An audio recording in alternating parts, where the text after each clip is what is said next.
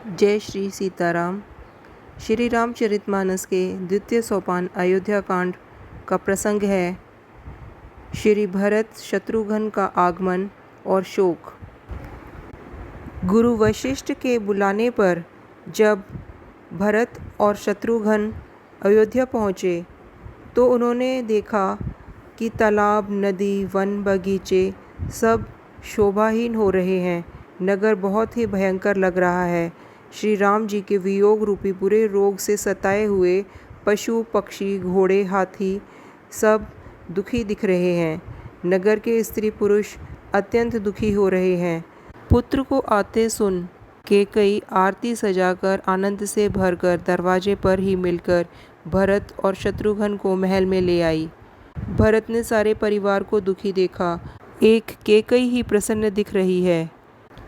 पुत्र को उदास और चिंतित देखकर वह पूछने लगी, हमारे नैहर में कुशल तो है? भरत जी ने सब कुशल कह सुनाई। अपने कुल की कुशल क्षेम पूछी। भरत जी ने कहा, कहो पिताजी कहाँ हैं? मेरी सब माताएं कहाँ हैं? सीता जी और प्यारे भाई राम और लक्ष्मण कहाँ हैं? पुत्र के स्नेह व वचन सुनकर नेत्रों में कपट का जल भरकर पापिनी कैकेयी भरत के कानों में और मन में शूल के समान चुभने वाले वचन बोली। हे तात, मैंने सारी बात बना ली है।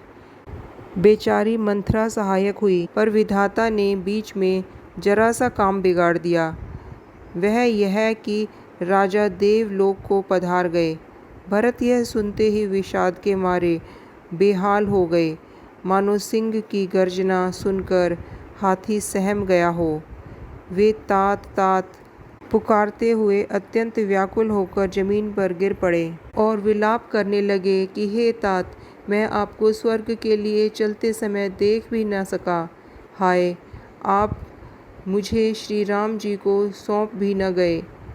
फिर धीरज धरकर वे संभल कर उठे और बोले, माता, पिता के मरने का कारण तो बताओ। पुत्र का वचन सुनकर कैकेयी कहने लगी, मानो मर्म स्थान को चाकू से चीरकर उसमें जहर भर दिया हो। कुटिल और कठोर कैकेयी ने अपनी सब करनी शुरू से अंत तक बड़े प्रसन्न मन से सुनाई। श्री राम जी का वन जाना सुनकर भरत जी को पिता का मरण भूल गया और हृदय में इस सारे अनर्थ का कारण अपने को ही जानकर वे मौन होकर स्तंभित होकर रह गए, अर्थात उनकी बोली बंद हो गई और वे सन्न रह गए। पुत्र को व्याकुल देखकर कैकेयी समझाने लगी, मानो जले पर नमक लगा रही हो। वह बोली, हे तात, राजा सोच करने योग्य नहीं है। उन्होंने पुण्य और यश कमाकर उसका पर्याप्त भोग किया। जीवन काल में ही उन्होंने जन्म लेने के संपूर्ण फल पा लिए और अंत में वे इंद्रलोक को चले गए। ऐसा विचार कर सोच छोड़ दो और समाज सहित नगर का राज्य करो। राजकुमार भरत यह सुनकर बहुत ही सहम गए, मानो पके घाव पर अंगार छू गया हो। उन्होंने धीरज धरकर बड़ी लंबी सांस लेते हुए कहा, पापिन, तूने सभी तरह से कुल का नाश कर दिया है। हाय, यदि तेरी ऐसी ही अत्यंत बुरी इच्छा थी तो तूने जन्मते ही मुझे मार क्यों नहीं डाला? तूने पेड़ को काटकर पत्ते को सींचा है। मुझे सूर्यवंश सा वंश, दशरथ जी सरीखे पिता और राम लक्ष्मण से भाई मिले, पर हे जननी, मुझे जन्म देने वाली माता तू हुई। क्या किया जाए, विधाता पर कुछ वश नहीं चलता। अरे कुमति, अब तूने हृदय में यह बुरा विचार ठाना, उसी समय तेरे हृदय के टुकड़े टुकड़े क्यों न हो गए? वरदान मांगते समय तेरे मन में कुछ भी पीड़ा नहीं हुई, तेरी जीभ गल नहीं गई, तेरे मुंह में कीड़े नहीं पड़े। राजा ने तेरा विश्वास कैसे कर लिया? जान पड़ता है विधाता ने मरने के समय उनकी बुद्धि हर ली थी। स्त्री के हृदय की गति विधाता भी नहीं जान सकते। वह संपूर्ण कपट, पाप और अवगुणों की खान है। फिर राजा तो सीधे, सुशील और धर्मपरायण थे। वे भला स्त्री स्वभाव को कैसे जानते?